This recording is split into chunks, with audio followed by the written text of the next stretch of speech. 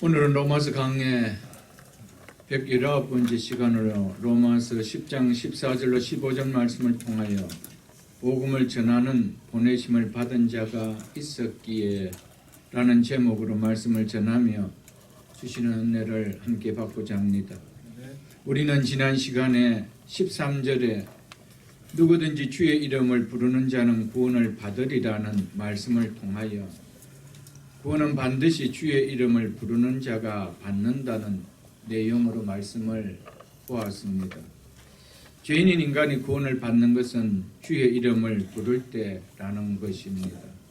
죄인인 우리를 구원으로 인도하는 것은 주의 이름을 부르는 것임을 우리는 지난 시간에 살펴보았습니다. 주의 이름을 부른다는 의미는 자신이 구원자 주님이 절대적으로 필요한 죄인임을 고백하는 자라는 뜻입니다. 즉 자신은 절대적으로 구원이 필요한 자임을 아는 자가 주의 이름을 부른다라고 우리는 지난 시간 보았습니다.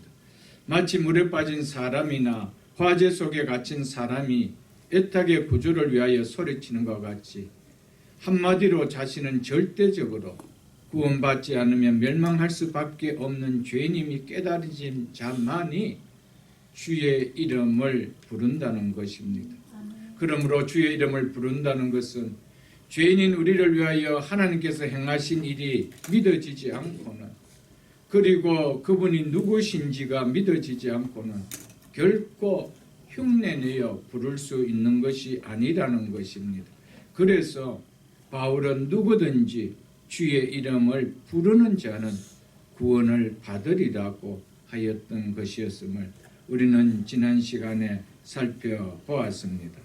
오늘 본문인 14절로 15절 말씀은 한 사람이 주의 이름을 부르면 구원을 받는데 믿음으로 주의 이름을 부르게 된 과정을, 즉 단계를 설명하고 있는 말씀입니다. 한 사람이 주의 이름을 부르며 구원을 받기까지 이른 단계가 필요함을 말해 줍니다. 마치 밥이 밥상에 올려지기 전까지 농부가 모를 심고 거름을 주고 추수하고 도정을 거치는 것처럼 우리는 복음이 들려져 주의 이름을 불러 구원을 얻기까지 단계가 있다라는 것을 우리에게 말해 주고 있습니다. 그러므로 완성된 밥이 스스로 존재할 수 없는 것처럼 우리의 구원도 나 혼자 스스로 이루어질 수 있었던 것이 아니라 그 구원이 이루어지기까지 나의 배후에 역사하신 하나님의 손길이 있었음에 가능하였다라는 것을 오늘 본문을 통하여 우리에게 말씀해 주고 있습니다. 이것이 오늘 본문 14절로 15절이 전하는 메시지입니다. 오늘 본문 14절을 보기 전에 15절, 13절 먼저 보겠습니다. 누구든지 주의 이름을 부르는 자는 구원을 받으리라. 유대인이든 이방이든 남자이든 여자이든 종이든 자유이든 모든 사람에게 복음이 전해지기에 누구든지라며 들은 자들은 누구든지에 속할 수 있다라는 것입니다. 그래서 복음을 들은 모든 사람은 지위 고하를 막론하고 성별을 막론하고 인종을 막론하고 국경을 초월해서 누구든지 자신이 죄인임을 깨닫고 구원자이신 주의 이름을 부르는 자는 구원을 받는다는 것이 성경의 진리요, 성경의 약속입니다. 그런데 모든 사람이 우리를 구원하는 복음을 듣는다고 해서 다 자신이 구원받아야 할 죄인임이 깨달아져서 주의 이름을 부르는 것은 아니라는 것입니다. 그래서 오늘 본문 14절은 이렇게 말씀이 시작되고 있습니다. 그런즉 즉 그러므로 그들이 믿지 아니하는 일을 어찌 부르리요라고 했습니다. 믿지 아니하는 일을 부를 수 있대요, 없대요? 없다라는 겁니다. 믿는다고 고백할 수는 우리가 없다라는 겁니다. 지식으로가 아닌 진실하고 진정한 감정, 진지한 감정이 마음으로 믿어지지 않고 구원자의 이름을 불러질 수 있는 것은 아니라는 것입니다. 진실하고 진지한 감정이 마음이 내가 죄인인 것이 받아들여지지 않는데 어떻게 예수 그리스도를 나의 구원자로 믿어질 수가 있어 구원자를 주로 불러질 수가 있다는 겁니까? 그래서 믿지 아니하는 이를 어찌 부르리요라고 하고 있습니다. 아무리 복음을 듣는다라고 해도 그 복음이 내 마음으로 믿어지지 않으면은 불러질 수가 없다라는 겁니다. 그래서 누구든지 주의 이름을 부르는 자는 구원을 받는다라고 이야기했습니다. 그런데 모두 다 듣는다고 해서 그 이름이 불러지느냐? 그렇지 않다라는 것을 바울은 얘기해 주고 있습니다. 그러면서 이어서 이렇게 말씀하고 있지요. 듣지도 못한 이를 어찌 믿으리요? 전파하는 자가 없이 어찌 들으리요? 15절에요. 보내심을 받지 아니하였으면 어찌 전파하리요?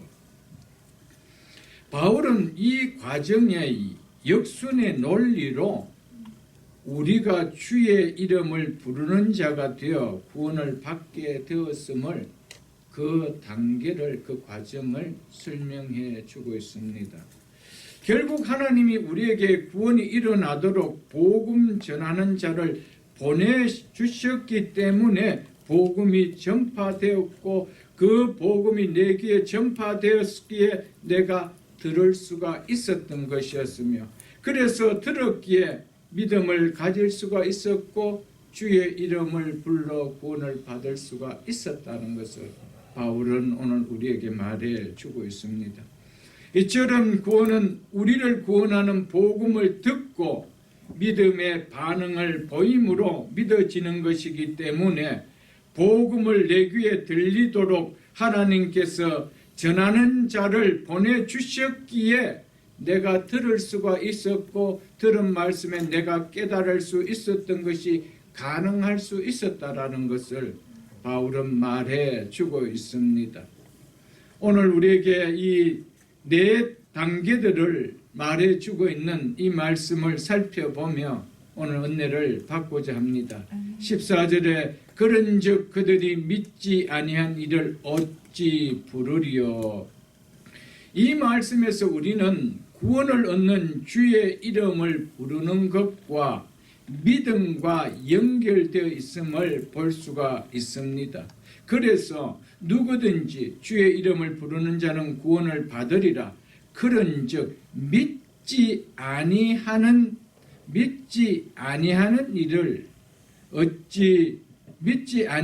이를 어찌 부르리요? 즉 그 주의 이름을 부르리요라고 했던 것이었습니다. 그렇기 때문에 주의 이름을 부르는 것과 믿는 것과는 결코 별개가 되어질 수가 없다라는 것을 말해주고 있습니다. 아무리 우리가 형식상으로 주의 이름을 부르고 예수를 믿는다고 하더라도 그 마음의 믿음이 주의 이름을 부르는 것과 결부되어 있지 않다라면은 주여 주여 한다라고 해서 그것이 구원이 일어나는 것은 아니라는 것을 말해주고 있습니다. 그래서 마음으로 믿어 의에 이르고 입으로 신하여 구원에 이른다는 것은 먼저 마음에서 믿어졌던 것이 입으로 불러지는 겁니다. 아멘. 그렇게 해야만이 구원이 일어난다는 것입니다. 그렇기 때문에 주의 이름을 부르는 것과 믿음과 이것은 떨어질래야 떨어질 수가 없는 것임을 바울은 말해줍니다. 그러므로 죄인을 구원하시는 구원자이신 주님을 마음으로 믿지 않고는 구원이 누려지는 그리스도인이 될 수는 없는 것입니다. 이 사실에 대해서는 이미 앞절에서 내 마음에 믿으면 구원을 받으리라. 왜냐하면 사람이 마음으로 믿어 의에 이르기 때문이라는 말씀을 통하여 우리는 충분하게 살펴보았습니다.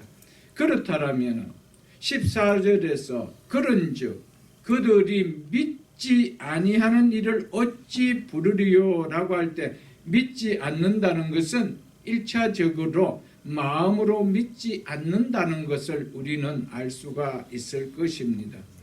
그래서 조직신학자 루이스 벌코프는 구원받는 믿음이란 성령께서 마음속에 일으키신 복음의 진리에 대한 확신이다. 그러면서 그도 안에 있는 하나님의 약속을 마음으로 의뢰하는 것이다고 한 의미가 무엇인지를 우리는 이해가 되어질 것입니다. 구원받는 믿음을 어떻게 정리하였습니까? 성령께서 내 머리가 아닙니다. 마음속에 일으키신 복음의 진리에 대한 확신입니다. 아멘. 그렇기 때문에 그 확신을 가졌기 때문에 입으로 그 주를 고백할 수가 있다라는 것이죠. 그것이 구원을 얻는 믿음입니다. 아멘. 그래서 믿지 아니하는 이를 어찌 고백하리요, 어찌 부르리요 라고 말했던 것이었습니다. 우리가 성경 한 곳을 한번 살펴보겠습니다. 신약성경 에베소서 3장입니다. 신약성경 312쪽입니다. 신약성경 312쪽 에베소서 3장 12절입니다. 에베소서 3장 12절 우리가 그 안에서 즉 그리스도 안에서 그를 즉 그리스도를 뭐함으로 믿음으로 말미암아 담대함과 여기서 담대함이라는 말은 하나님이 나를 거절할지도 모른다는 하나님이 나를 심판할지도 모른다라는 나는 어쩌면 나중에 구원을 잃지도 모른다라는 이런 의심과 염려는 조금도 갖지 않는다라는 그런 의미가 담대함이라는 의미입니다. 여기에서의 의미가. 그러므로 우리가 그 안에서 그를 믿음으로 말미암아 담대함과 무엇을 가지고요? 확신을 가지고 하나님께 나아감을 얻느니라. 아멘. 아멘. 여러분, 구원은 성령께서 내 마음속에서 복음의 진리를 일으켜서 그것을 확신을 갖도록 하셨기 때문에 우리가 담대함과 확신을 가지고 하나님께 나아간대요. 그래서 그를 믿음으로 말미암아 담대함과 확신을 갖게 된다는 것입니다. 아멘. 이것이 복음입니다. 우리가 머리로 믿어진 것이 아니고 성령께서 내 마음에서 믿어지게 했기 때문에 믿음을 가진 자에게는 반드시 구원에 대한 의심이 들 수가 없다는 겁니다. 아멘. 그래서 담대함과 확신을 가지고 누구에게 나아갑니다? 하나님께. 나를 구원해 주신 그 하나님께 나아간다는 겁니다. 여러분 중에 혹 구원을 잃을지도 모른다는 염려를 갖고 예배에 나오시는 분이 혹 계십니까? 내가 오늘은 이렇게 예배드리지만 언젠가는 내가 예배를 드리지 않고 구원을 잃을지도 모른다는 이런 불안을 혹 갖고 계신 분이 있습니까? 정말 예수 그리스도가 누구신지를 깨닫고 그분이 하신 사역의 의미와 목적이 무엇인지 알고 믿는 믿음이라면은 그런 생각이 우리 속에 들 수가 없습니다. 그런 생각이 든다 하더라도 이것은 성령이 주신 마음이 아니라 사단이 준 마음인 줄 알고 사단아 물러가라고 우리는 즉각적으로 외칠 수 있는 것이 그게 진짜 믿음입니다. 아멘. 왜냐하면 성령이 주신 마음은 성령이 주신 우리의 마음은 절대로 복음에 대한 마음에서 일으키신 복음에 대한 확신이 닿고 계십니다. 복음의 진리에 대한 확신. 그래서 담대함과 확신을 가지고 하나님께 예배 자리에 나옵니다. 그런데 예배 자리에 나와서 늘 내가 꼭 나는 구원받지 못한 것이 아닐까, 이런 생각을 가지면 우리가 잘 몰라서 그럴 수는 있어요. 그러나 배워가면서도 그런 생각이 든다라면 그것은 성령을 의지하는 것이 아니고 여전히 내 생각을 의지하고 내가 신앙생활하고 있다는 겁니다. 그 신앙이 어떻게 든든할 수가 있고 그 신앙이 어떻게 견고하게 설 수 있는 신앙이 되어질 수가 있겠습니까? 우리의 믿음은 항상 말씀이 뭐라고 하고 있는지 말씀을 믿는 신앙이 되어질 수 있기를 주의 이름으로 축복합니다. 아멘. 그래서 바울은 그리스도인인 우리들에게 우리가 그 안에서 그를 믿음으로 말미암아 담대함과 확신을 가지고 하나님께 나아감을 소유하고 있다라고 하고 있습니다. 얻었다라고 말씀하고 있다라는 사실을 기억할 수 있기를 바랍니다. 그래서 칼빈은 믿음은 단순한 생각이나 인식이 아니라 확고하고 실효적인 신뢰라고 했던 것이었습니다. 믿음이 뭐라고요? 단순한 생각이나 인식이 아니라 확고하고 실효적인 신뢰다, 의뢰다, 이렇게 말했다는 사실입니다. 또한 벌코프는 또 이런 이야기를 했습니다. 조직신학자 벌코프는 믿음은 그리스도와 모든 구원의 복을 붙드는 수납적 도구이다. 이 믿음은 그리스도의 주장에 대한 단순한 지적 동의나 단순히 열렬한 탄원에서 생겨난 정서의 발분 혹은 고도의 심리학적 압박 아래서 일어나는 순간의 충동적 선택도 아니다. 이 믿음은 성령으로 말미암아 나온 복음의 모든 복된 약속들에 대한 영혼의 아멘이다. 이렇게 이야기했습니다. 아멘. 영혼에서 아멘이 나오는 거예요. 영혼에서. 여러분, 성경이 말하는 믿음은 성령으로 말미암아 나온 복음의 모든 복된 약속들에 대한 영혼의 아멘이라고 했습니다. 여러분, 아멘은 진실로 그러하다는 뜻입니다. 진실로 그러합니다. 이게 확신이다 말이에요. 확신. 이게 어디서 일어난다고요? 마음에서. 성령은 지적으로 동의하도록 역사하지 않습니다. 물론 1차적으로 지적으로 동의가 있어야만이 되겠죠. 그러나 마음에서 확신을 갖게 하게 한다라는 사실입니다. 여러분, 지적으로는 절대로 이성적으로는 동의가 되어질 수가 없습니다. 이성으로는 하나님이 하신 일을 우리가 알 수가 없기 때문에, 깨달아질 수가 없기 때문에, 그렇기 때문에 성령이 오시지 않고 이 복음이 믿어질 수가 없습니다. 복음이 믿어졌다는 것은 성령이 나에게 역사시키기 때문에 그 성령은 나를 버리지도 아니하시고 나를 떠나지도 아니하십니다. 이게 복음입니다, 여러분. 그렇기 때문에 내가 이 사실이 믿어졌다라면 나는 구원에 대한 뭐가 있다는 거예요? 확신이 있다는 거예요. 확신. 그래서 내 영혼은 항상 그 말씀 앞에 아멘 한다는 것입니다. 아멘. 그러므로 예수 그리스도의 사역과 그분 안에서의 약속된 것을 신뢰하지 않고도 불러줄 수 있는 것이 주님의 이름이 아니라는 것입니다. 얼마든지 이미테이션 할 수 있습니다. 흉내 낼 수가 있습니다. 주여 주여 할 수가 있습니다. 그러나 예수 그리스도께서 나를 위하여 하신 사역이 믿어지지 않는데 그분을 나의 구원자로 내가 아멘하며 이름을 부를 수 있느냐는 거예요.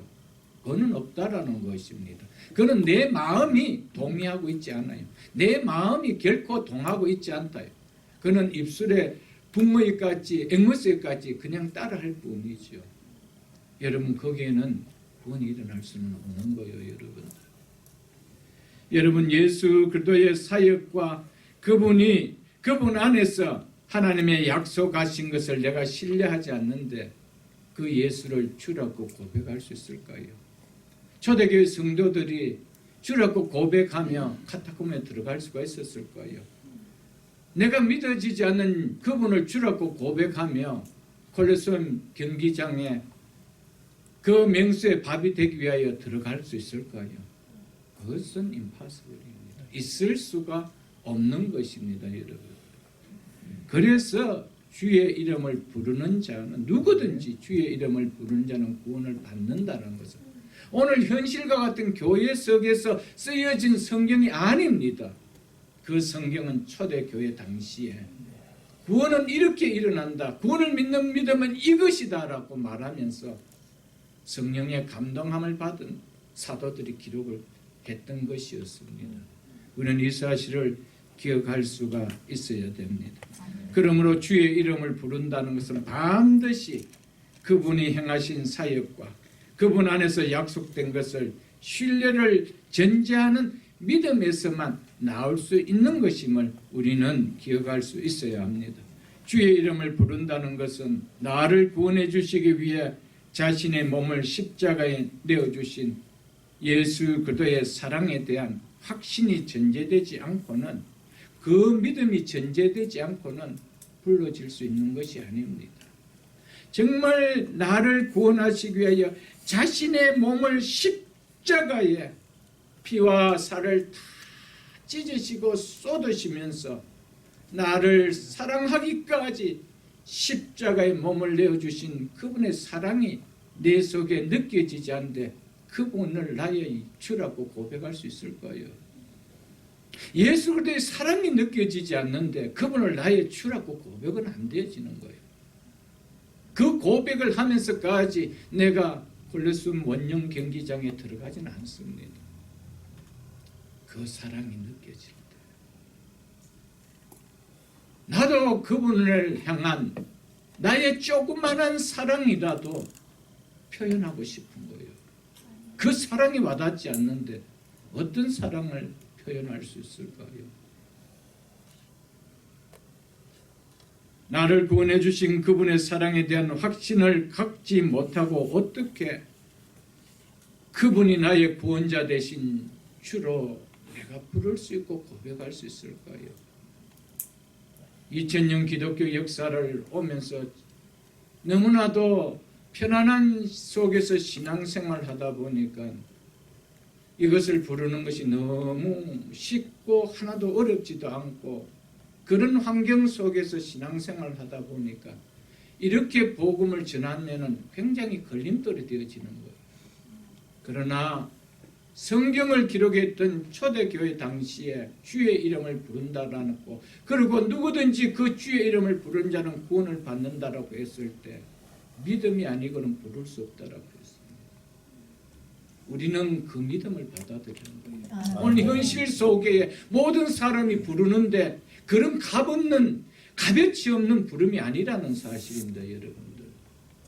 구원은 그렇게 싸구려가 아니라는 거예요. 예수님께서 당신의 몸을 우리에게 내어주실 만큼 구원하신 그 구원이 싸구려로 취급되어지는 것이 아니라는 것을 우리에게 말씀해 주고 있습니다. 싸구려로 불러줄 수 있는 것이 예수는 나의 주라고 부르는 고백이 아니라는 거예요. 우리는 이 사실을 말씀을 통하여 깊이 깨달을 수 있기를 주의 이름으로 축복합니다. 아멘. 그래서 신학자 더글라스 문은 주의 이름을 부르는 것은 믿는다고 말하는 것의 또 다른 방법이다라고 했습니다. 내가 주를 마음으로 믿는다라는 것의 또 다른 방법이 뭐냐? 그것은 입으로 신하는 것이라는 것이죠. 즉 주의 이름을 부르는 것이다라고 그는 말했습니다. 그래서 주의 이름을 부른다는 것은 이런 믿음에서 부르는 것이기에 사도 바울은 누구든지 예외가 없습니다. 이런 믿음을 가지고 있다라면 누구든지 주의 이름을 부르는 자는 구원을 받으리라고 하였던 것이었습니다. 우리가 성경 한 곳을 한번 보겠습니다. 히브리서도 한번 보겠습니다. 히브리서 11장 신약성경 365쪽입니다. 히브리서 11장 6절입니다. 신약성경 365쪽.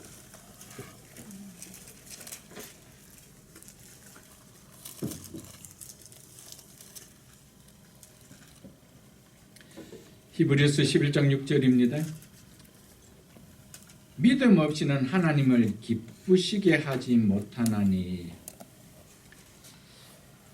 하나님을 기쁘시게 하지 못한다는 것은 믿음이 없다라는 겁니다. 믿음이 약하다는 말이 아닙니다. 믿음이 없다라는 것을 이야기합니다. 믿음이 약한 것과 믿음이 없는 것은 완전히 다릅니다. 아무리 약해도 믿음이 있다라면은 하나님을 기쁘시게 하는 요소가 있습니다. 아멘. 그러나 믿음이 없이는 하나님을 기쁘시게 할 수가 없는 거예요. 그래서 무엇이 하나님을 기쁘시게 한다는 것인가 보십시오. 하나님께 나아가는 자는 반드시 그가 계시는 것과 또한 그가 자기를 찾는 자들에게 상 주시는 이심을 뭐할지되나 믿어야 할지니라. 아멘. 아멘. 여기서 믿어야 한다는 말의 믿음의 의미가 여러분 어떻게 와닿습니까? 확신입니다. 확신. 하나님께 나아가는 자는 반드시 그가 계시는 것과 또 그가 자기를 찾는 자들에게 상 주시는 이심을 확신한다 이 말이에요. 확신이 없다라면 믿음이 없는 거예요. 그렇기 때문에 확신이 없기 때문에 그 하나님에 대해서 기쁘시게 할 수가 없는 거예요. 하나님이 계시지도 않은 눈에 보이지도 않은 그 하나님 앞에 예배드리는데 어떻게 기쁨으로 예배가 드려져요, 여러분? 그 시간이 여러분 정말 우리의 예배드림이 기쁨이 되어질 수가 있을까요, 여러분들? 여러분 정말 하나님이 계신다는 것을 믿는 믿음이 확실하다라면은 그 하나님이 확실하게 계신 그 하나님을 기쁘시게 해보려고 살지 않겠어요? 예배 시간만이라도 그분을 기쁘시게 해드리려고 온 마음과 뜻과 정성을 다하여 예배 드리려고 하지 않겠어요? 그리고 정말 그분이 살아계심을 믿는다라면 그분이 나에게 주신 구원이, 나에게 주신 상이, 나에게 주신 은혜가 확실함을 믿지 않겠어요, 여러분? 아멘. 믿어지는 거예요. 이게 믿음인 거예요. 그러나 믿음이 없이는 기쁘시게 할 수가 없습니다. 없는 거예요. 그러니까 믿음이 진짜 구원의 믿음인지 아닌지는 우리가 내 마음이, 내 양심이 느껴지려 느껴질 수 있다라는 사실입니다, 여러분. 그래서 벌코프가 뭐라고 이야기했습니까? 신학자 벌코프가 구원받는 믿음이란 성령께서 마음속에 일으키신 복음의 진리에 대한 뭐라고 그랬습니까? 확신. 그리고 그리스도 안에 있는 하나님의 약속을 마음으로 의뢰하는 것이다. 여러분 확신이 없는데 신뢰가 갈 수가 있나요? 확신이 없는데 어떻게 신뢰가 가요? 여러분 하나님에 대한 확신이 없는데 어떻게 여러분 구원에 여러분 신뢰가 되어져요, 여러분? 하나님이 살아계시면 안 믿어진다. 여러분 천국이 여러분들 신뢰가 되어져요, 여러분. 내가 이 세상 떠나면은 천국에 갈 거라는 것이 여러분들 그것이 확신되어져서 여러분 그것이 내 소망으로 의료되어지느냐는 거예요. 안 되어지는 거예요. 여러분 신앙은 전적인 마음에서 성령께서 내 마음에서 복음의 진리를 일으키신 것에 대한 확신입니다. 그리고 그분 안에서 하나님이 약속하신 약속들에 대한 뭡니까? 신뢰입니다. 의뢰입니다. 이 사실 여러분들 꼭 기억하십시오. 여러분. 오늘 교회 안에 여러분 교회 마당은 밝지만은 교회 안에서 예배의 자리에는 수없이 참석하지만은 말씀에 대한 확실한 전무한 분들 너무 많다는 사실을 여러분들 기억하십시오. 여러분 20년 30년 된 분 붙들고 물어보십시오. 당신 오늘 죽으면은 천국에 갈 것을 확신하나? 그러면 머리를 껄쩍껄쩍 할 것이 태반일 겁니다.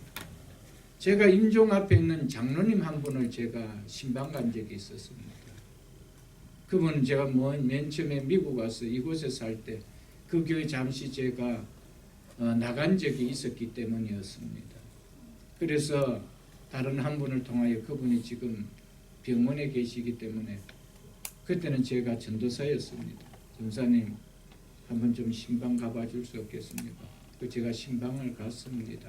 많은 대화를 나눴던 분은 아니었습니다. 그 교회에 있을 때. 구원의 확신이 없는 거예요.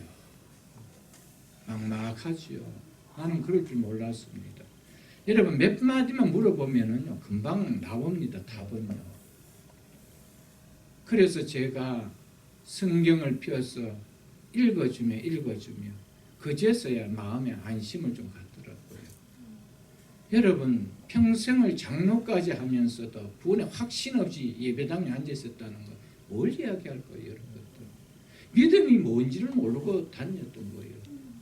그냥 교회에서 뭘 좀 잘하니까 저분 믿음 좋다 그러니까 그저 믿음이 좋은 줄 알고 구름을 탔던 것이죠.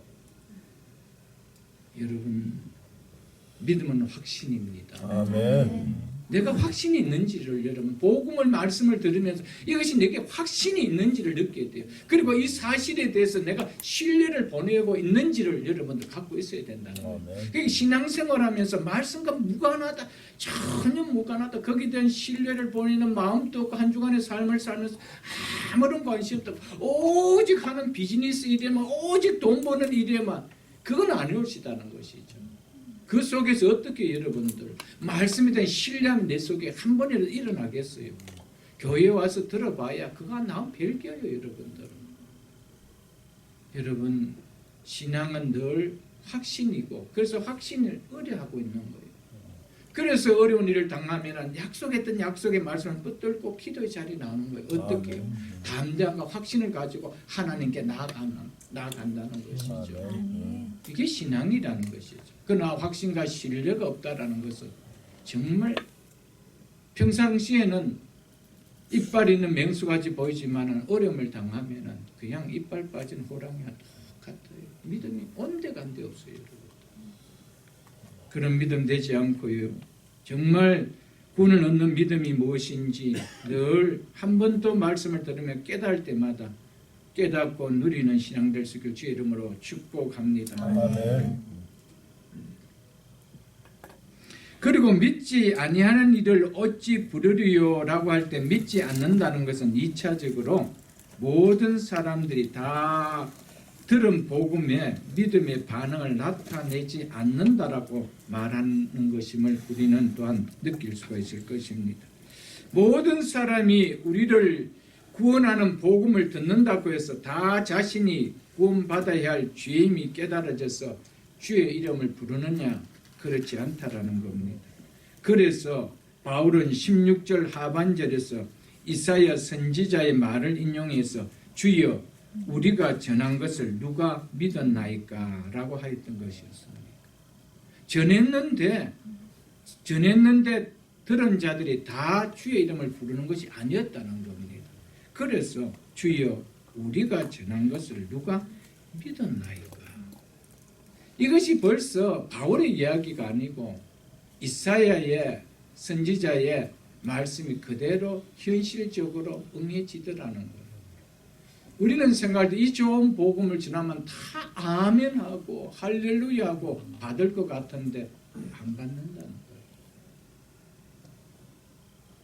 그래서 누가복음 14장을 한번 보겠습니다. 누가복음 14장 119쪽입니다. 신약성경 119쪽 누가복음 14장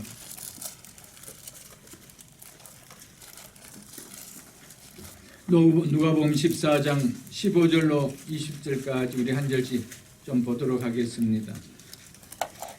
이어서 그 계속해서 좀 더 보겠습니다. 누가복음 14장 15절 제가 읽어드리겠습니다. 함께 먹는 사람 중에 여기서 함께 먹는 사람 그 앞에 보면 바리새인입니다. 바리새인 중에 하나가 이 말을 듣고 이르되 무릇 하나님 나라에서 떡을 먹는 자는 복되도다 하니 바리새인들은 즉 유대인들은 자기들은 하나님 나라의 잔치에 참여할 거라고 믿고 있었기 때문에 이렇게 말했습니다. 그래서 그런 자는 복이 있죠 라고 이야기하면서 우리가 그런 자입니까? 이렇게 이야기했던 것이었습니다. 이 말을 들은 예수께서 뭐라고 말씀하신 16절에 이르시되 어떤 사람이 큰 잔치를 베풀고 많은 사람을 청하였더니 당시 상류층이 주최하는 잔치에 종들을 보내서 초청하는 사람들을 초청을 합니다. 그 초청한 사람들은 그때의 예스와 노를 합니다. 그래서 잔치가 진짜 베풀어진 그날에 다시 종들을 보내죠.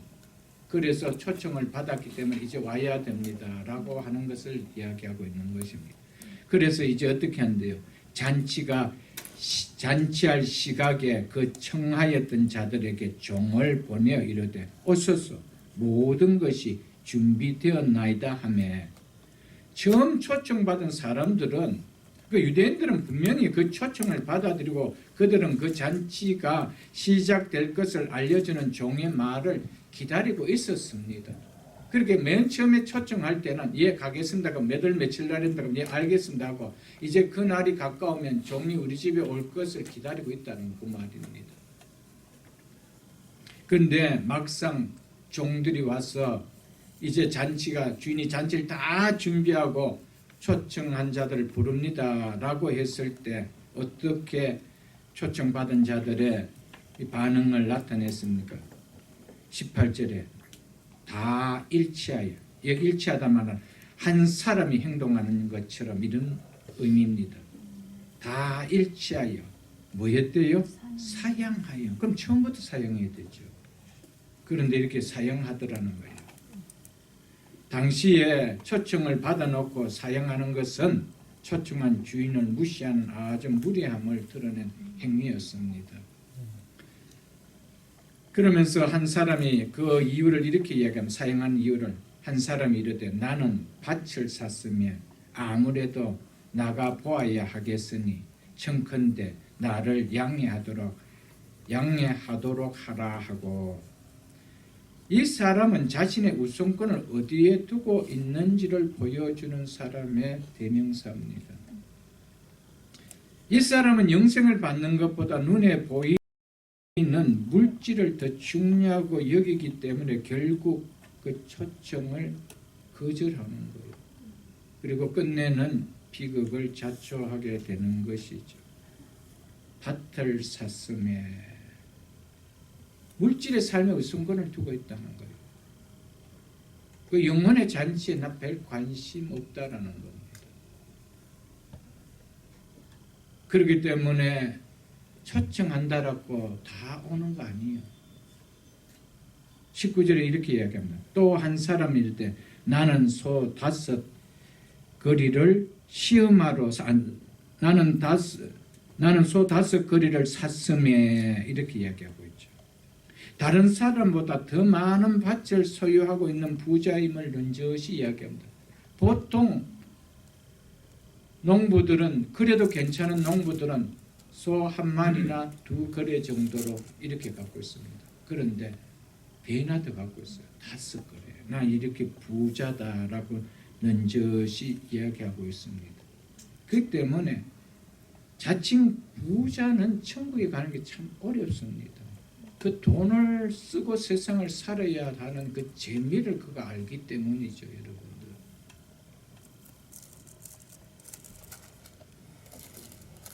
그래서 그 소를 시험하러 가니 청컨대 나를 양해하도록 하라 하고 말하고 있습니다. 소를 샀기 때문에 어느 때든지 소를 시험하러 밭으로 갈 수가 있습니다. 오늘 꼭 안 가도 됩니다. 그 이야기는 뭐냐 하면은 그 주인이 초청한 그 초청에 별 관심 없다. 이거에 비하면 아무런 관심이 없다. 이것을 이야기해 주고 있는 것입니다, 여러분. 자기 일과 세상적인 가치관에 우선권을 두고 있기 때문이라는 것을 말해주고 있습니다. 여러분들, 많은 사람들이 복음을 전하면 예 좋은 말씀이죠, 들어야 되죠, 이렇게도 하면서도요, 자기 일과 세상적 가치에 우선을 둔 사람은 끝내 초청에 응하지 않습니다. 그것이 내 삶의 우선인데, 그것이 내 삶에 월등하게 또 관심을 갖고 있는 즐거움을 주는 것인데 안 된다는 것이죠. 20절에 또 이렇게 이야기합니다. 또 한 사람이 이럴 때 나는 장가를 들었으니 그러므로 가지 못하겠노라 하는지라. 이 사람은 그 초청이 자신이 누리는 육신적 즐거움을 방해한다라고 여기었기 때문에 거절했습니다. 여러분, 육의 즐거움을 갖고 있는 사람들은요, 정말 예배가 보링합니다. 천지 앉아서 도대체 영화를 보면 영화를 보지 알아듣지 못하는 이야기를 듣는 것이 얼마나 고역인지 모릅니다, 여러분들.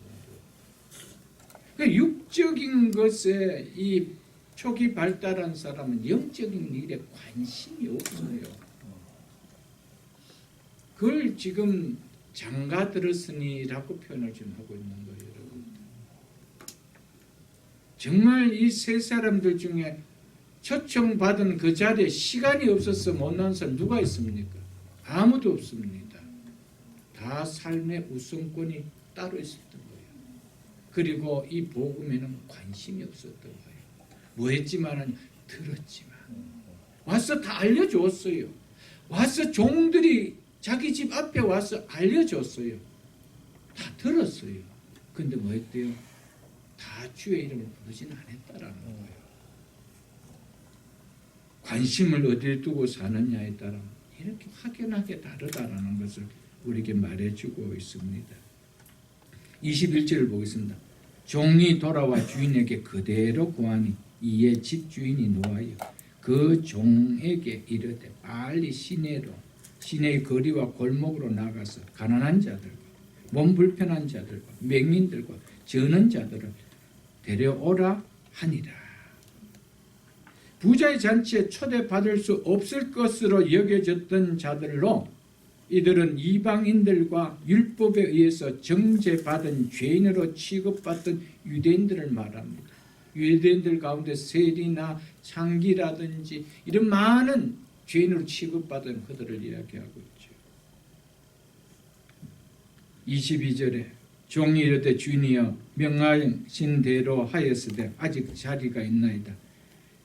주인이 종에게 이르되 길과 산 울타리로 가서 산 울타리 가로 나가서 사람들을 강권하여 데려다가 내 집을 채우라. 내가 너에게 말하노니 전에 청하였던 그 사람들은 하나도 내 잔치를 맛보지 못하리라.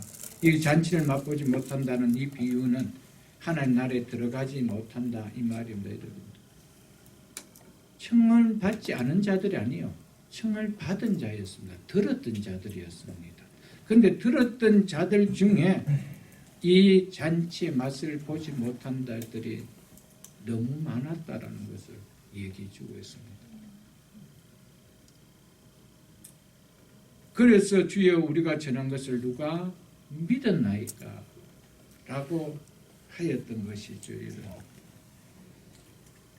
자신이 초청을 거절하든 그 초청에 응하든 하나님 나라의 잔치는 이미 배설되었고 준비되었고 시작되었습니다. 그러나 이 잔치의 계획은 그들이 오지 않는다라고 해서 취소되거나 연기되어지지 않습니다. 거기에 채워질 자들은 반드시 있다라는 사실입니다. 이제 내가 내 할 일이 없기에 가겠습니다 라고 할 때까지 주인집의 잔치는 열어지지 않는다는 사실입니다. 예수님의 이 비유의 가르침의 핵심은 바로 하나님의 부르심에 초청을 받지 않으면 아무도 하나님 나라에 들어갈 수 없다라는 것을 말해주고 있습니다.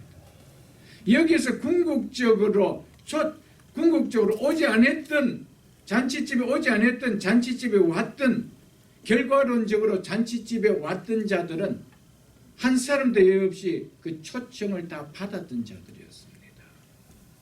그리고 초청을 받지 않은 사람 중에 그 잔치집에 온 사람은 하나도 없다라는 것을 말해주고 있습니다. 그리고 초청의 소중함을 깨닫지 못하고 거부하는 자는 그 나라에 결코 들어갈 수 없다라는 것을 또한 보여주고 있습니다. 그들이 복음을 듣지 않고 거부한 것은 복음을 듣지 못해서가 아닙니다. 그들의 마음이 한결같이 다른 것에 있었기 때문에 그들의 마음이 영적인 것에는 완악했기 때문에 그래서 들어가지 못했다는 사실입니다. 복음을 못 들어서가 아닙니다, 여러분. 여러분, 교회 안에 복음을 들은 모든 사람들이 다 천국에 갈 것 같으면 천국의 키를 가지고 오신 우리 주님께서 주여 주지 않은 자마다 다 천국에 들어갈 것이 아니라고 그 말씀하실 이유가 하나도 없는 것입니다, 여러분. 오늘 수많은 사람이 천국 잔치 배설에 초청을 받았습니다. 그런데 보십시오. 나는 밭을 샀어. 나는 소를 샀어. 나는 장가를 들었어. 어쨌든 이유는 다 있는 거예요.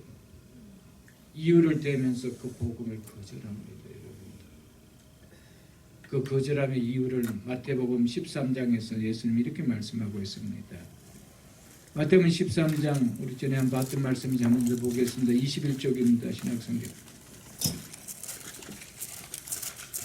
마태복음 13장 13절로 16절.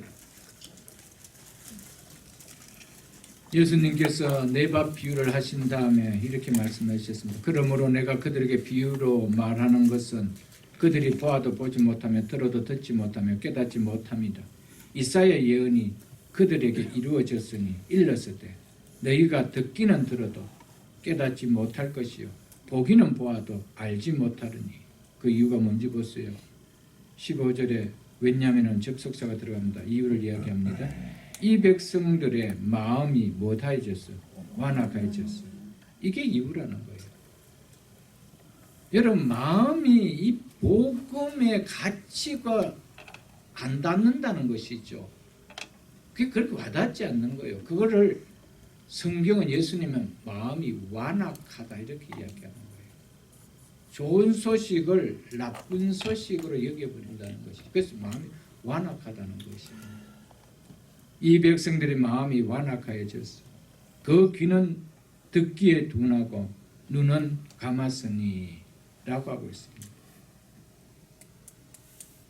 그들이 어떻대요? 이는 그들이 눈으로 보고 귀로 듣고 마음으로 깨달아 돌이켜 내가 고침을 받을까 두려워함이라 하였으니 라고 하고 있습니다. 그래서 그들은 자신들이 눈이 감고 귀를 닫았다는 것이죠.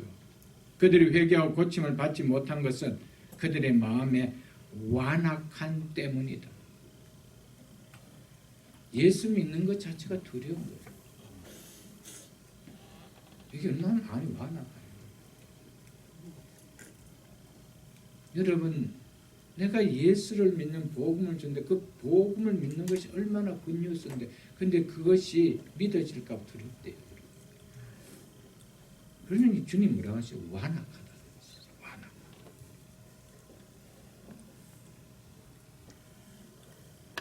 우리를 하나님 나라에 초청하는 복음을 듣는다고 해서 모두 다 그 초청에 믿음으로 응하지는 않는다는 겁니다.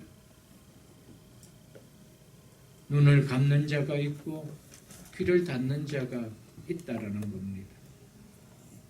그래서 종들에게 그 복음을 전한 종들에게 사양을 한다라고 했습니다. 그 초청의 가치를 깨닫는 자만이 듣고 깨닫는 자만이 여기에 우선을 두는 믿음의 모습을 드러내지 그것이 하찮게 여겨지고 그것이 별로 귀하게 여겨지지 않는다라면 결코 내 마음은 거기에 동의하지 않습니다. 누군가에 의해서 동의하는 것처럼 보일 뿐이죠. 우리 어린아이들 키워보면 알잖아요, 여러분. 대부분 다 하이스쿨 때 졸업하고 그 프리한 대학으로 들어가면은 엄마 아빠 손잡고 다녔던 신앙 하나도 없는 거예요. 그때까지는 엄마 아빠 앞에서 흉내내는 이야기를 하죠. 예수 이야기도 하고 복음 이야기도 하고 믿습니다라고 이야기하지만은 떠나감 없어요.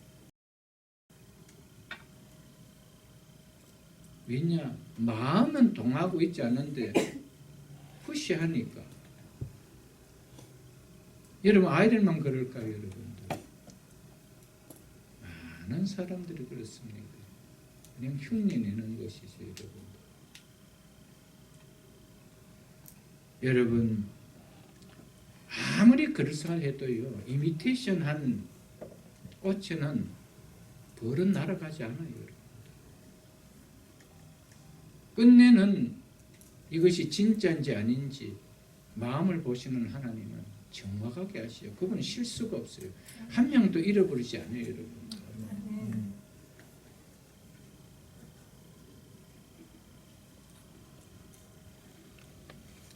우리가 구원의 복음을 듣는다고 했어. 그 듣는 시간 속에 오랜 세월을 보냈다고 했어. 다 자신이 구원받아야 할 죄인임이 깨달아져서 주의 이름을 부르는 것은 아닙니다. 죄인이라는 것이 그렇게 안 깨달아져요. 그게 안 믿어져요. 그거는 이미 파이프에 구멍이 막힌 거예요. 어떤 복음도 이제는 들어갈 수가 없어요.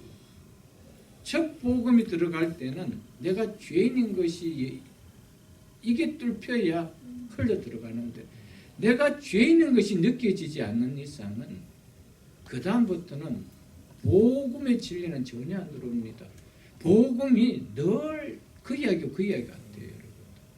깊이라는 것이 안 느껴지고 똑같은 모습으로 늘 이야기하는 것밖에 안 와닿습니다. 여러분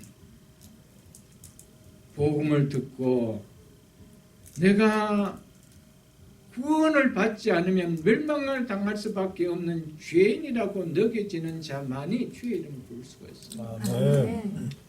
그 자가 그리스도인이요, 여러분들. 그 자가 그리스도인이요. 우리 주님은 의인을 부르러 오신 것이 아니고 나는 죄인을 부르러 왔다라고.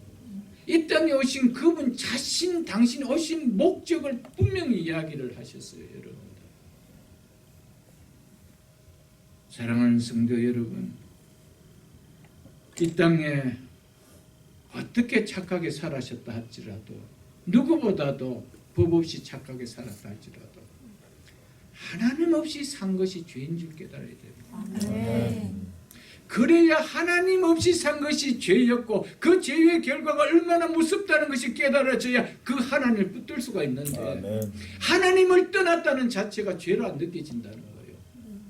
늘 하는 얘기가 세상 사람들이 이야기하는 그 죄 내 안 지은다는 거예요. 나는 그런 면에서 누구보다도 착하다는 거예요. 그러니까 구원을 행위로 받는 것이죠. 구원이 있다라면 나같이 착한 사람을 받지. 이런 생각을 갖고 있죠. 무엇으로 자기 의로 구원을 받으려고 하는 것이죠.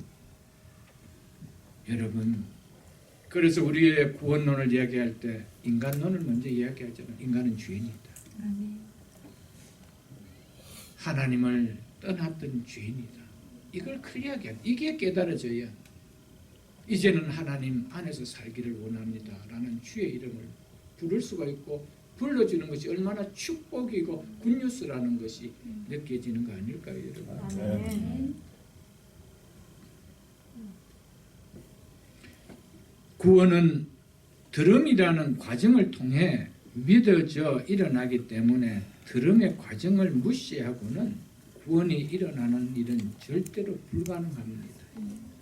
그래서 잔치가 열렸다라고 알려질 수 있도록 전해야 된다는 거예요. 그게 들려지지 않고는 그래 내가 가야 되지. 그 잔치집 어떤 잔치집인데 내가 가야 되지 하는 뭔가요? 믿음이 생긴다는 것이죠. 복음은 우리에게 우리가 어떤 자인가를 깨닫게 하시고 이런 자에게 하나님께서 어떻게 우리를 구원하신다는 것이 내 귀에 들려지게 하는 것이죠. 들려지지 않는데 믿음이 생길 수 있을까요? 없는 거예요. 절대로 없는 겁니다, 여러분들. 물론 특별한 경우 복음을 전하는 사람은 없지만 혼자서 성경을 보다 성령의 역사로 믿어져 구원 얻는 경우가 있습니다. 함께 모여서 예배 드릴 수 있는 집회 장소가 없을 때 누군가를 통하여 쪽 복음을 받았든지 그 복음을 받아서 혼자 어두운 골방에서 보면서 볼 때 성령의 강력한 역사로 믿어지는 일은 일어납니다. 그러나 그것은 통상적인 일은 아니라는 거예요. 통상적인 일은 반드시 내 귀에 복음이 들려지게 해서 믿어지게 하는 것이 하나님의 세우신 구원이라는 것을 우리는 알 수 있어야 됩니다. 그래서 너희 귀는 들음으로 복이 있다라고 하셨던 것이면 우리는 알 수 있을 것입니다. 그렇기 때문에 바울은 이어서 뭐라고 이야기하고 있습니까? 듣지 못한 일을 어찌 믿으리요라고 하고 있죠. 내가 듣지 못했는데 어떻게 믿음이 생겨요? 이렇게 이야기하고 있다. 그러니까 복음은 반드시 들려져야 되는 거예요. 그런데 복음이 들려졌음에도 불구하고 그 복음을 거절한다라면 그 죄는 더 큰 거예요. 얼마나 무서운지 몰라요.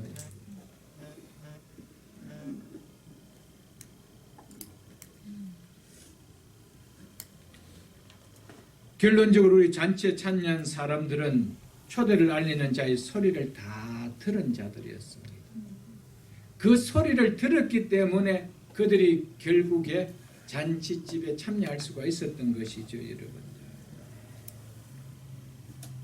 그리고 그 초청을 소리를 듣지 못한 사람은 한 사람도 그 잔치집에는 갈 수가 없습니다. 일단 복음이 들려지지 않고는 복음이 내 귀에 들려지지 않고는 여러분 구원이라는 것은 일어날 수가 없다라는 것을 우리에게 말해주고 있습니다. 그러나 아주 예외적인 일은 일어날 수가 있습니다. 그 부분에 대해서 나중에 제가 바이블 공부 시간에 제가 좀 말씀을 드리겠습니다. 구원의 방식으로 주를 믿으며 주의 이름을 불러야 하지만은 이 믿음은 어떤 이가 전파하는 메시지를 듣는 것과 반드시 관계가 맺어집니다. 여러분의 구원을 여러분이 어떻게 주의 이름을 부르는 구원받은 자가 될 수가 있었습니까? 누군가 복음 전하는 사람을 만나서 복음 전하는 그 복음을 들었기 때문이었습니다. 찾아가는 종을 통하여 그 사람이 그 소식을 들었기 때문에 잔치집에 올 수 있었던 것처럼 누군가 보내는 자와 내 관계를 갖고 그 복음을 들었기 때문에 나에게 구원이 일어날 수가 있었다라는 것을 우리에게 말해주고 있습니다. 그래서 바울은 뭐라고 얘기하고 있습니까? 전파하는 자가 없이는 복음을 전하는 전파자가 없이 어찌 들으리요라고 했습니다. 그러니까 복음 전하는 자가 없다라면 들을 수가 없는 거예요. 들을 수가 없으면 믿음이 생길 수가 없는 거예요. 믿음이 생기지 않으면 주의 이름을 부를 수가 없는 거예요. 그러므로 복음 전하는 전도자는 설교자는 너무 중요한 것입니다. 설교자가 없다라면 복음 전하는 전도자가 없다라면 선교자가 없다라면 여러분과 제가 어떻게 복음을 들을 수가 있었으며 그 복음을 듣고 깨달을 수가 있었겠습니까? 물론 특별한 경우는 스스로 성경을 봄으로 성령의 역사로 깨달아지게 할 수가 있지만 그러나 설교는 복음을 전하는 가장 보편적인 방법입니다. 그래서 교회는 복음을 전하는 곳입니다. 구원의 방주입니다. 설교자를 통하여 그 복음을 전하게 하기 때문입니다. 그래서 그 복음을 듣고 깨달아지는 거예요. 그래서 깨달아져서 믿어져 내가 주의 이름을 부를 수가 있다라는 사실입니다, 여러분. 설교를 통하여 믿는 자를 구원하시는 방법은 하나님이 세우신 구원의 계획입니다. 그래서 전파하는 자가 없이 복음을 전하는 설교자가 없이 어찌 들으리요라고 했습니다. 우리는 이 사실을 좀 기억할 수 있어야 됩니다. 그렇기 때문에 하나님께서는 선지자들과 사도들과 복음 전하는 자들과 목사와 교사를 부르사 이 일을 하도록 세우셨다는 사실입니다.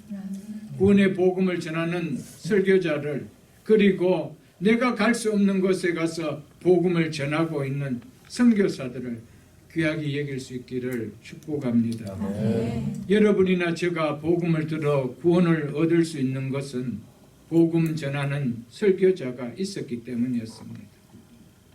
우리에게 하나님께서 복음을 듣고 깨달을 수 있도록 설교자를 보내주지 않았다라면 여러분들을 어떻게 했습니까? 여러분 이 시대가 여러분 특별히 미국 같은 곳에 또 한국 같은 곳에 정말 교회도 많고 목회자도 많고 하니까 목사가 귀하게 여기지지 않지만 정말 초창기의 목사는 정말 귀했습니다.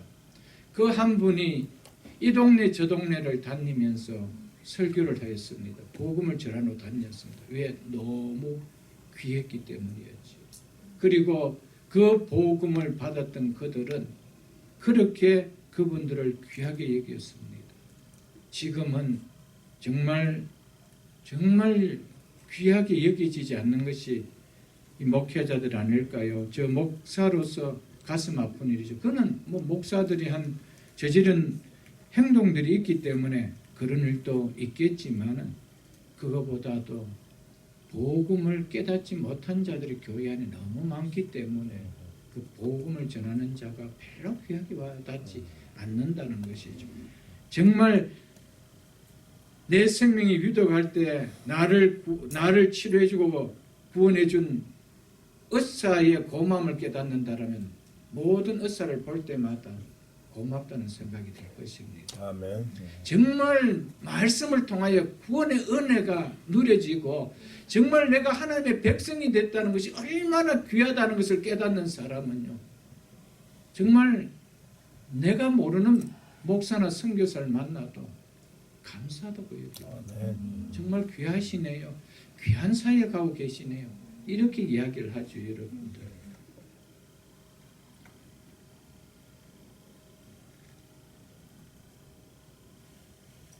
사랑하는 성도 여러분, 복음을 전하는 설교자인 목사이기 때문에 조심스럽게면서도 조심스럽게 이야기를 합니다. 여러분들은 복음을 전하는 담임 목사가 어떻게 여겨지십니까?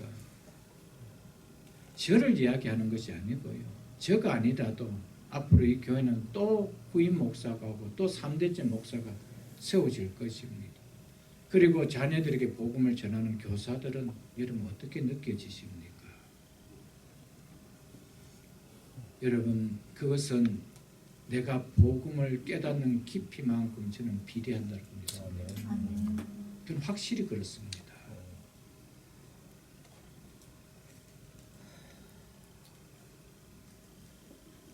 목사이기 때문에 제가 이런 이야기를 과거 한다는 것이 부끄러워서 제가 이야기를 그만두겠습니다. 여러분 정말 저는 그런 삶이 있었기에 정말 개척교회를 하면서 하나님께서 특별히 저에게 복을 주신 것 같아요. 저는 병신도 때 정말 잘 섬겨드렸습니다. 힘 있는 대로, 가난했지만은 힘 있는 대로 선교사들이 방문하면은 교회에서 당연히 살해했지만은 제 호주머니에 지갑에 돈이 있으면 꼭 선교사님 식사하십시오라고 넣어주고 그랬습니다. 저는 그렇게 홀대하지 않았습니다. 그분이 얼마나 귀하다는 것을 저는 알았습니다. 그래서 제가 목사가 된 이후에도 하나님께서 저는 정말 습분처럼 벌렸는데 제가 목사가 되고 나니까 포클레처럼 섬겨주는 자들이 있더라고요. 그게 우연이 아니에요, 여러분들. 그게 우연으로 그래 되시는 것이 아니에요. 여러분, 정말 여러분들이 복음을 통하여 은혜를 받고 했다라면 그 복음 전하는 자를 조금이라도 귀하게 여기는 마음이 있기를 부탁드립니다. 그래서 디모데전서 5장을 한번 보겠습니다. 디모데전서 5장 17절을 340쪽입니다. 디모데전서 5장 17절 340쪽입니다. 디모데전서 5장 17절에 잘 다스리는 장로들은 이 행정적으로 처리하는 우리 지금의 장로님들을 가리키는 말입니다. 잘 다스리는 장로들은 배나 존경할 자로 알되라서 배나 존경해야 된대요. 그 다음에 보십시오. 말씀과 가르침에, 여기서 말씀과 가르침에 NIV나 세번역이나 공동번역에 보면 말씀을 전하는 일과 가르치는 일에 이렇게 됐습니다. 말씀을 전하는 일과 가르치는 일에 수고하는 이들에게는, 수고하는 장로들에게는 이 말입니다. 말씀을 전하고 가르치는 장로들로서 이들 사람들은 오늘 목사를 가르칩니다. 장로는 행정장로가 있고요, 설교장로가 있는 거예요. 여러분 어떻게 해도요, 더욱 일반 장로에게 배로 존경하는데, 그런데 말씀을 전하고 가르치는 그 장로들에게, 즉 목회자들은 어떻게 해야 돼요? 더욱 그리할 거야. 더욱 존경할 자로 말할 것이라 이렇게 했습니다. 제 이야기가 아닙니다, 여러분. 제 이야기가 아닙니다. 성경이 가르치고 있는 이야기예요, 여러분. 이것을 가르치지 않아도 은혜를 받으면 이거는 그냥 나타나는 것이지. 그런데 교회 안에 현실에 너무 은혜가 고갈되어서 그런 거예요. 고갈돼. 그러니까 여러분들 얼마나 그럴까요, 여러분. 15절 보겠습니다. 보내심을 받지 아니하였으면 어찌 전파리요. 기록된 것은 구약 이사야서 52장 7절에 기록된 말씀 인용하고 있습니다. 아름답도다. 좋은 소식을 전하는 자들의 발이여 함과 같으니라. 아멘. 아멘. 보내심을 받지 아니하였으면 어찌 전파리요. 하나님께서 복음을 전하도록 보내신 사람이 있었기에 복음이 이 땅에 전해질 수가 있었습니다. 즉 하나님으로부터 보내심을 받은 자가 없었다면 이 땅에 복음이 들려질 수는 없었습니다. 그래서 칼빈은 이 말씀을 이렇게 주석해 놓았습니다. 어떤 민족에게 복음이 전파되는 것은 그 민족에 대한 하나님의 사랑의 증표라는 것과 하나님이 자신의 특별한 섭리 안에서 세우신 자가 아니면 그 누구도 복음을 전할 수 없다라는 것을 보여준다. 그러므로 어떤 민족에게 복음이 전파되고 있다면 의심할 여지 없이 분명한 사실은 하나님께서 그 민족을 찾아가셨다는 것이다 라고 했습니다. 왜요? 하나님께서 그를 보내셨기 때문에. 하나님이 찾아가셨다 이 말입니다. 하나님께서 우리 조국에 복음이 전파될 수 있도록 선교사들을 보내주셨다는 것은 곧 하나님께서 우리 민족을 사랑하고 있다는 증표라는 것입니다. 하나님께서 전도자를 통하여 우리 가정에 복음이 전해지도록 하셨다면 하나님께서는 우리 가정을 사랑하고 있다는 증표라는 사실입니다. 믿으십니까 여러분? 민족이든 가정이든 그곳에 택한 자들이 있기에 복음을 들고 가는 보내심을 받은 자들이 있다는 것입니다. 사랑하는 성도 여러분, 누군가를 통하여 복음이 전해지게 했다면 그 장소는 바로 하나님이 사랑하는 증표라는 사실입니다. 하나님이 사랑하는 증표를 여러분들이 거절하지 마십시오. 하나님의 사랑이 그게 뭔데? 라고 하지 마십시오. 하나님의 사랑이 없다라면 이 땅에서도 피폐하지만 7, 80의 인생이 아니라 영원한 인생이 슬픔에 이르가는 정말 그 말할 수 없는 멸망의 고통 속에서 지낸다는 사실을 아십시오, 여러분. 복음을 전할 때 하나님 사랑을 받아들이십시오, 여러분. 하나님이 나를 사랑하시기에, 내 가정을 사랑하시기에, 우리의 자녀를 사랑하시기에 보내실 자를 보내주셨구나. 복음을 전할 수 있도록 보내주셨구나. 이 은혜를 깨달을 수 있기를 축복합니다. 아멘. 그래서 칼빈은 이렇게 말했습니다. 우리는 단지 복음은 구름으로부터 내리는 빛처럼 아무렇게나 전파되는 것이 아니라 하나님이 보내신 사람들을 통하여 전파된다는 것만을 기억하면 될 것이다 라고 그의 주석에서 그렇게 말했습니다.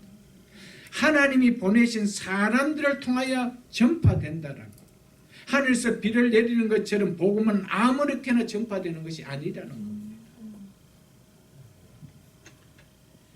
여기서 보내심은 두 가지로 생각할 수가 있습니다. 첫째는 주님께서 복음의 증인인 사도들을 보내셨다는 말입니다. 보내심을 받은 사도들은 복음의 증인으로서 복음을 전했습니다.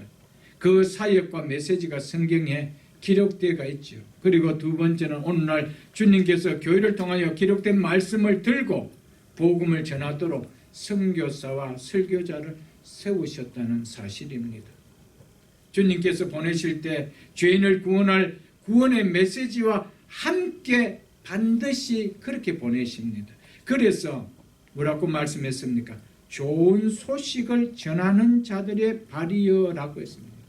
이 좋은 소식을 안겨서 보내셨다는 사실입니다. 보내심을 받은 자들은 그래서 결코 자기의 생각을 전하지 않습니다.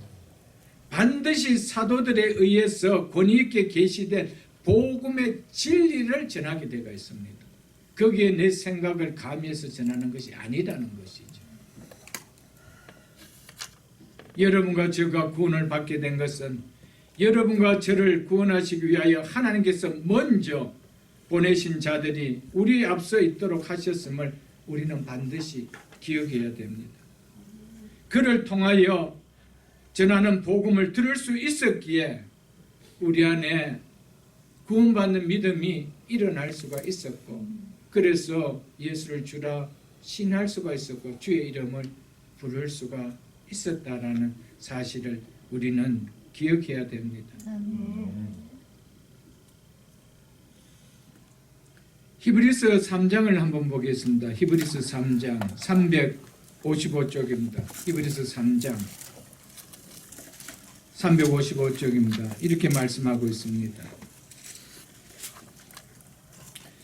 그러므로 함께 하늘에 부르심을 받은 거룩한 형제들아, 우리가 믿는 도리에, 즉 우리가 고백하는 신앙에, 이런 의미입니다.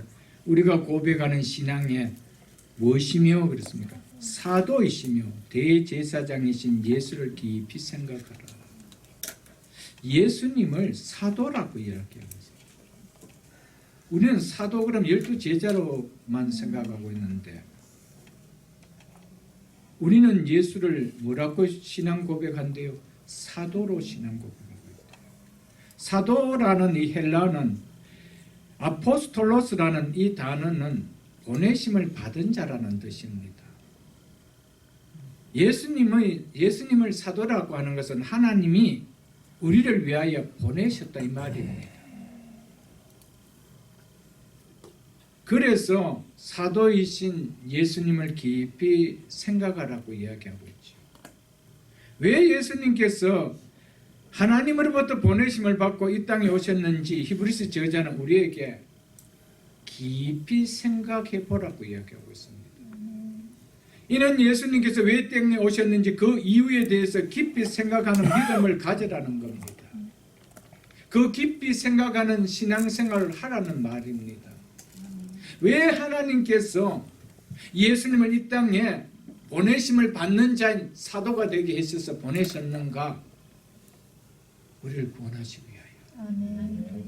보내심을 받은 자입니다.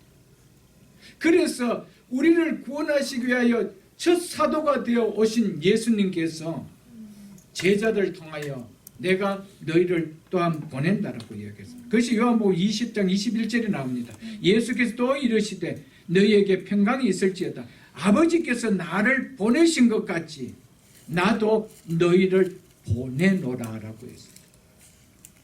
아버지께서 나를 사도로 세운 것 같이 나도 너희를 사도로 세운다 이 말입니다. 먼저 예수님께서 이 땅에 하나님으로부터 보내심을 받지 않았다라면 우리에겐 소망이 없었습니다. 그래서 하나님께서 우리를 이 땅에 보내주신 그 예수, 그 사도를 깊이 생각하는 신앙생활을 하는 거예요. 왜 하나님께서 당신의 독생자 예수 그리스도를 이 땅에 보내주셨는지 깊이 생각하라.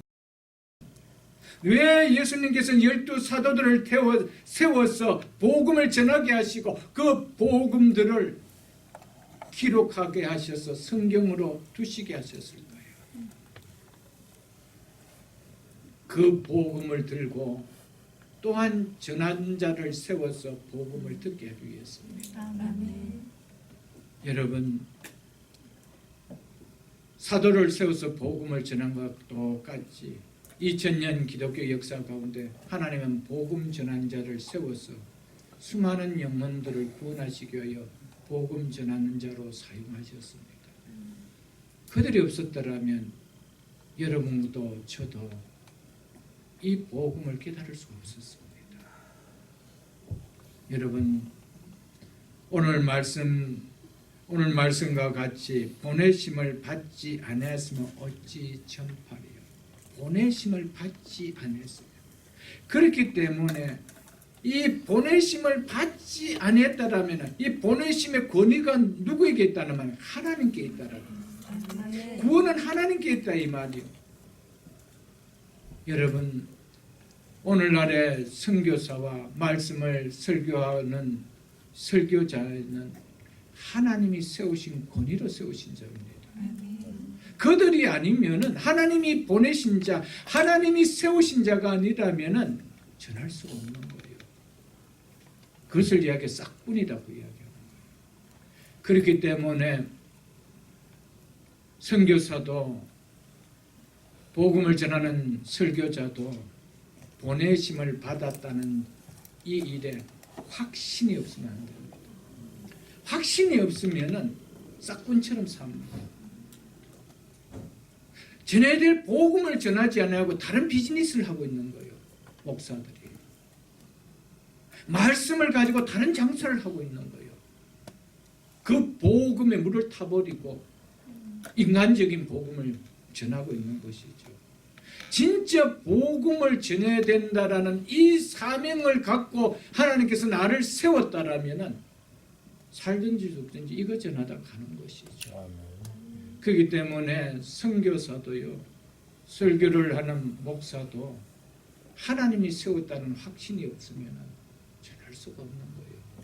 그 힘과 그 파워를 가지고 그 능력을 가지고 외치지. 여러분과 저와의 무슨 관계가 있습니까? 여러분과 저보다 월등한 모든 면에서 다 나은 지위를 갖고 계시고 다 나은 공부를 하신 분인데 제가 여러분들에게 어떻게 외칠 수가 있어요, 여러분? 하나님이 세웠다는 권위 때문이거든요. 아멘. 이것이 없으면 전할 수가 없는 거예요.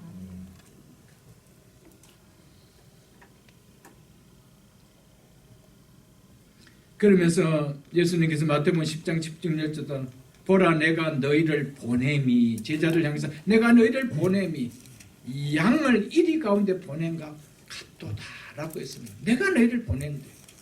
사도 스스로 간 것이 아니에요.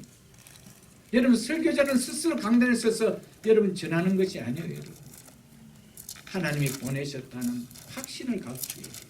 그래서 그 말씀을 가지고 생명을 다하여 주 부르시는 날까지 전하다 가는 거 아니겠어요, 여러분들? 그래서 아름답도다 좋은 소식을 전하는 자들의 발이여 함과 같도다. 이 말씀은 이사야서 52장 7절 말씀을 사도 바울이 인용했습니다. 이사야서 52장 7절 한번 보겠습니다. 1033쪽입니다. 1033쪽. 1033쪽입니다. 이사야서 52장 7절 제가 읽어드리겠습니다. 좋은 소식을 전하며 평안을 공포하며 복된 좋은 소식을 가져오며 구원을 공포하며 시온을 향하여 이르기를 내 하나님이 통치하신다 하는 자의 산을 넘는 발이 어찌 그리 아름다운가 라는 이 말씀을 바울이 인용을 했습니다. 이처럼 전하는 자의 복음의 소식을 듣고 구원받게 되는 것은 이미 구약에 예언된 것임을 바울은 말해주고 있습니다. 신약이 새로 나온 것이 아니라는 것입니다. 이는 또한 구약의 이 예언은 그리스도의 복음 안에서 이루어졌음을 이야기해 주고 있는 것입니다.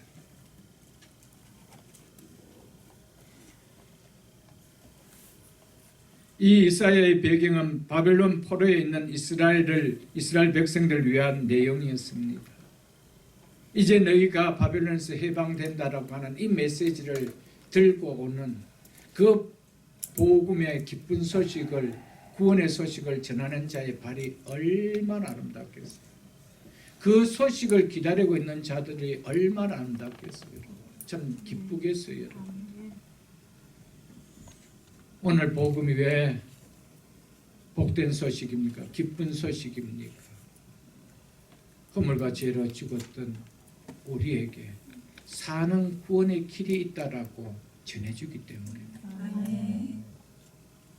여러분, 그래서 그것이 좋은 소식이에요. 좋은 소식. 여러분, 예수님이 여러분에게 좋은 소식입니까? 굿뉴스로 왔습니까? 여러분? 그렇다면 그 소식을 전하는 선교사나 설교자는 어떻습니까? 아름다운 발이라고 이야기합니다. 그 발을 가지고 산을 넘는데, 강을 건너는데. 여러분, 그렇게 하면서 복음이 전해져서 오늘 여러분의 가정까지 복음이 들어간 거예요. 아멘. 여러분이 어쩌다가 예수가 믿어진 것이 아니에요. 하나님께서는 여러분에게 복음을 전하기 위해서 한 사람을 연단하고 훈련시키는 기간이 있다는 사실을 잊지 마십시오. 여러분. 어쩌다가 여러분들에게 목사가 서서 설교하는 것이 아니라는 것입니다. 어느 교회고 마찬가지입니다. 한 사람을 구원하기 위하여 그 한 사람을 들어서 하나님은 주의 종으로 삼기 위하여 연단이 있었고요. 그 말씀을 연구하며 그 말씀을 전할 수 있는 시간들을 갖게 하셨던 사실입니다. 여러분. 우리는 이 사실을 귀하게 여길 수 있기를 바랍니다. 그래서 전도자는, 선교사는, 설교자는 산을 넘어 좋은 소식을 가져오는 메신저와 같다라고 했던 것이었습니다. 놀라운 복음의 소식을 전하는 발과 같다라고 얘기하고 있습니다. 여러분, 어떻게 여러분의 가정 속에 좋은 소식을 전해주러 온 사람을 홀대할 사람이 있나요, 여러분? 여러분의 가정 속에, 여러분의 자녀 속에, 여러분의 인생 속에 좋은 소식을 전해주러 온 사람들의 그 아름다운 발을 여러분들 거절할 사람이 있나요, 여러분? 세상에 좋은 그런 보험 상품만 들고 와도 환영하고 있는 없는 음식을 내어주며 환영할 텐데, 여러분의 영혼을 살리는 그 아름다운 발을 가지고 여러분의 가정을, 여러분의 인생을, 여러분의 후손들에게 복음을 전하는 그들을 여러분들은 어떻게 생각해 보셨습니까? 목사는 당연히 사례를 받으니까 말씀 전하는 것이지, 여러분 그렇게 와닿습니까? 여러분, 복음을 받는 것도 귀하지만 복음을 전한 자가 있었기에 귀하다는 사실을 여러분들 꼭 기억하십시오. 아멘. 저도 제 인생 속에서 목사가 될 수 있기까지 복음을 전해준 신실한 주의 종들이 있었기에, 목회자가 있었기에 저는 이 자리에 설 수가 있었고, 그들의 은혜가 정말 감사하고, 제가 어떤 책들을 볼 때마다 하나님 이런 분을 먼저 세웠어, 또 이 책을 제가 보게 하시고 이것을 깨닫게 해주시니 정말 감사합니다. 하늘나라에 만나면 제가 정말 한번 하이파이하고 고맙다라고 인사해서 제가 그런 거예요. 여러분, 복음을 깨달으면 그런 마음이 와요. 여러분. 그러나 복음이 와닿지 않으면은요, 아무것도 아니에요. 아무것도 아니에요, 여러분. 여러분, 복음이 나를 바꿔요. 아멘. 복음이 내 인격을 바꿔줘요. 아멘. 내 삶을 바꾸어 준다는 사실을 잊지 마십시오, 여러분. 마지막 한 국 보고 말씀을 마치겠습니다. 요한일서 4장을 한번 보겠습니다. 392쪽입니다. 392쪽. 요한일서 4장 9절로 10절 말씀입니다.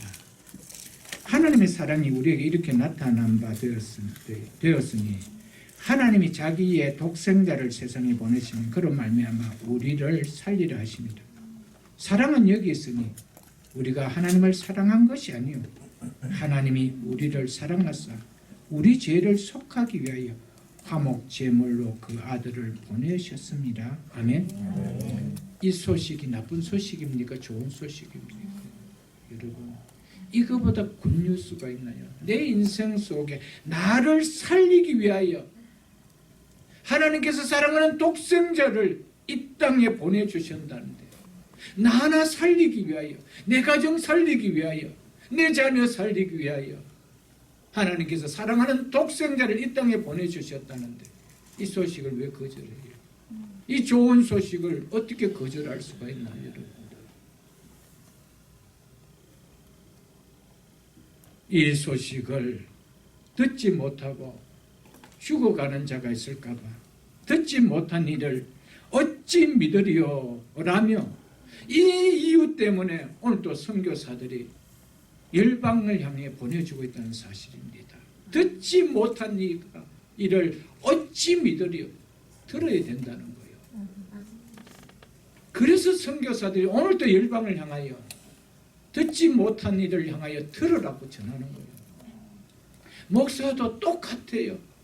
똑같은 성도인데도 또 전해요. 왜? 아직도 듣지 못한 자가 있는 것 같으니까 또 전하고 또 전하는 거예요. 그러므로 말미암아 그 믿음이 더 굳건하게 세워지는 거 아니에요, 여러분? 들려지지 않으면 어찌 믿으리요? 여러분, 교회가 이 땅에 세워져야 될 이유가 바로 이겁니다. 듣지 못한 이들 어찌 믿으리요? 이런 자들이 있기에 곳곳마다 교회가 세워져서 이 복음이 들려질 수 있도록 외치는 거예요. 아름답도다 좋은 소식을 전하는 자들의 발이여 한과 같으니라. 예수 그리스도를 전하는 사역이야말로 참으로 귀하고 아름다운 발로 뛰는 일입니다. 복음을 전하는 이들의 헌신과 수고로 말미암아 지금 이 순간에도 세계 구석구석 그리스도의 복음을 듣고 믿음으로 주의 이름을 부르는 자들이 일어나고 있습니다. 복음을 전하는 이 좋은 이 발로 수종드는 이 일에 나 또한 좋은 소식을 전한 아름다운 발이 되어 동참함이 동일한 아름다운 발이 되어질 것입니다. 사랑하는 성도 여러분, 여러분들은 아름다운 발입니까? 하나님 보실 때 여러분들의 발은 어떤 발로 보십니까? 복음을 전하는 그들의 발에 함께 동력하는 아름다운 발입니까? 무관심하고 있는 무관심의 발입니까? 아름다운 소식을 전하는 일에는요, 아름다운 복이 함께 있는 거예요. 여러분, 아름다운 복음을 전하는 그 복된 아름다운 발걸음에 내 발걸음이 함께 동참한다라면 그 복도 내가 함께 누리는 거예요. 사랑하는 성도 여러분들, 여러분의 발은 어떻습니까? 복음을 전하는 아름다운 발입니까?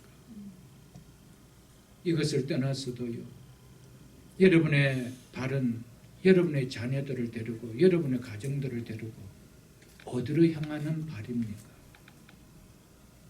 아름다운 복음을 전하는 예배로 향하는 발걸음입니까? 아니면은 세상을 향하는 발걸음입니까? 여러분은 직장을 마치고 복음의 꽃이 피우는 아름다운 집으로 향하는 발걸음입니까? 성도가 가라지 말아야 될 향하는 발걸음입니까? 미국은 덜하지만은 한국에 가면은 퇴근하면서 수없이 가서 앉는 자리가 성도가 가지 말아야 될 곳에 가는 발걸음이 얼마나 많습니까, 여러분? 추한 발걸음들. 그 발걸음을 가지고 주일 되면 또 오지요. 회개하면 괜찮는데 그걸 습관하고 있다는 것이 얼마나 무서운 짓인지 모릅니다. 여러분의 남은 인생 속에 여러분의 개인뿐만 아니라 여러분의 가정이, 여러분에는 하나님 주신 생업과 일터와 기업이 아름다운 발걸음에 동참하는 동일한 아름다운 발이 될 수 있기를 주의 이름으로 축복합니다. 아멘. 주신